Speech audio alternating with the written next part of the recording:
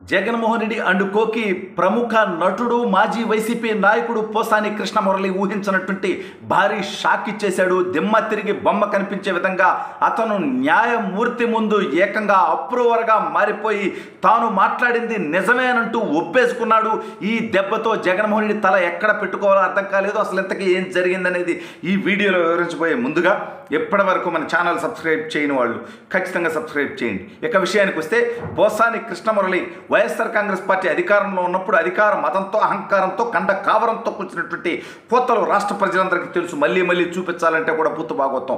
శ్యామలాగారంటారు, అతనేదో ప్రవచనాలు చెప్పాడట, అతనేదో మంచి మంచి వాక్కులు చెప్పాడట. మరి నీ పిల్లలను కూర్చోబెట్టి చూపించమ్మా పోసాని కృష్ణమురళి ఏం మాట్లాడాడు, రోజా ఏం మాట్లాడిందో, లేకపోతే కొడాలి నాని వల్లభనేని వంశీ మాట్లాడినటువంటి మాటలు సభ్య సమాజానికి చూపించేటువంటి ధైర్యం కానీ దమ్ము కానీ వైఎస్ఆర్ కాంగ్రెస్ పార్టీకి ఉందా అని చెప్పి సూటిగా అడుగుతూ సరే ఇవన్నీ పక్కన పెడదాం. అయితే పోసాని కృష్ణమురళి ఏదైతే న్యాయమూర్తి ముందు అతన్ని ప్రవేశపెట్టారో పోలీసులు హైదరాబాద్లో అరెస్ట్ చేశారు. ఆ తర్వాత రాజంపేటకి తీసుకొచ్చారు, రాజంపేట జిల్లాకి.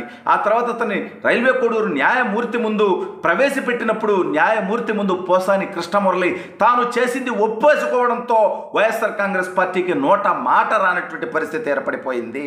నేను మాట్లాడింది నిజమే, నేను దూషించింది నిజమే, నేను చంద్రబాబు నాయుడు గారిని మాట్లాడింది నిజమే, నేను లోకేష్ గారిని మాట్లాడింది నిజమే, నేను పవన్ కళ్యాణ్ గారిని మాట్లాడింది నిజమే, నేను కారు కూతలు కూసింది నిజమేనంటూ ఒప్పేసుకున్నాడు. కానీ ఎందుకు మాట్లాడానంటే నా కుటుంబ సభ్యులను మాట్లాడారు, అందుకని నేను మాట్లాడాను, వాళ్ళు మాట్లాడిన సోషల్ మీడియా నుంచి తీసేశారు అని చెప్పి చక్కటి కవర్ డ్రైవ్ వేసేటువంటి ప్రయత్నం చేశాడు. అయినప్పటికీ ఇక్కడ ఇతను దొరికింది ఎక్కడంటే, ఏమయ్యా పోసాని కృష్ణమురళి ధైర్యంగా అడుగుతున్నాం, దమ్ముగా అడుగుతున్నాం, నీతి నిజాయితీగా అడుగుతున్నాం. చంద్రబాబు నాయుడు గారు ఎప్పుడైనా నీ కుటుంబ సభ్యులను కానీ నిన్ను కానీ ఒక చిన్న విమర్శ చేశారా? చంద్రబాబు నాయుడు గారు ఎప్పుడన్నా అసలు నీ పేరు ఆయన నోటితో పలికాడా? చంద్రబాబు నాయుడు గారు నిన్నే కదయా ఈ భూమి మీద ఏ ఒక్క వ్యక్తిని కూడా విమర్శించినటువంటి చరిత్ర చంద్రబాబు నాయుడు గారికి లేదే. మరి ఆయన ఎందుకు తిట్టావు నువ్వు ఇష్టం వచ్చినట్టు?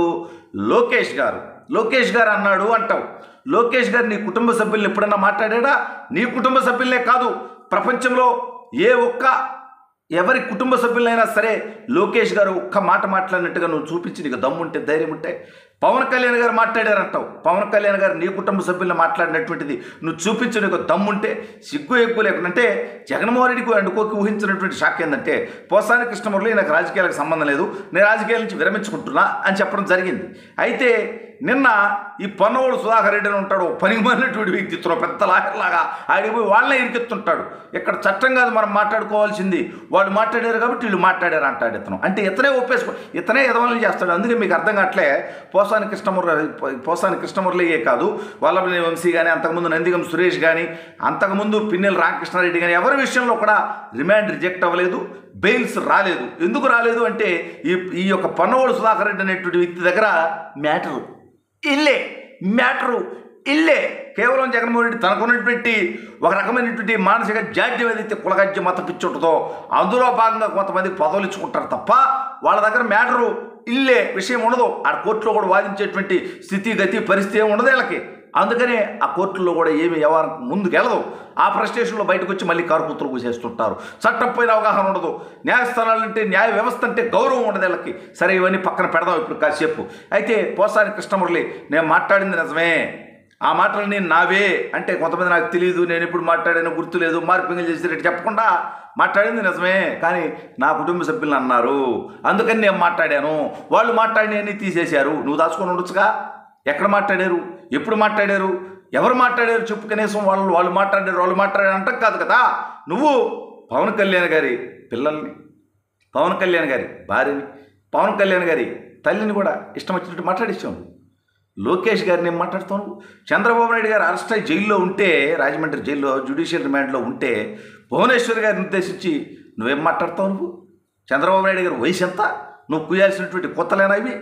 ఆ కారు కొత్తలాన్ని కూసేసి ఇవాళ నీకు ఇబ్బంది వస్తుందని చెప్పి రాజకీయాల నుంచి వైదొలిగా అన్నావు. అయితే ఇక్కడ లాజిక్ ఏంటంటే ఈ రాజకీయాల నుంచి వైదొలిగితే ఈడికి వైసీపీకి సంబంధం లేకపోతే వైసీపీ లాయర్లు ఎందుకు పంపించింది? ఇప్పుడు అతను విపరీతమైన డబ్బు ఉంది, మంచిగా ఫైనాన్షియల్గా సెటిల్ అయ్యాడు. తన సొంత లాయర్లు పెట్టుకుంటాడు కదా రాజకీయాలకి, వైసీపీకి సంబంధం లేకపోతే. మరి వైసీపీ లాయర్లు ఎందుకు పోవాల్సి వచ్చింది?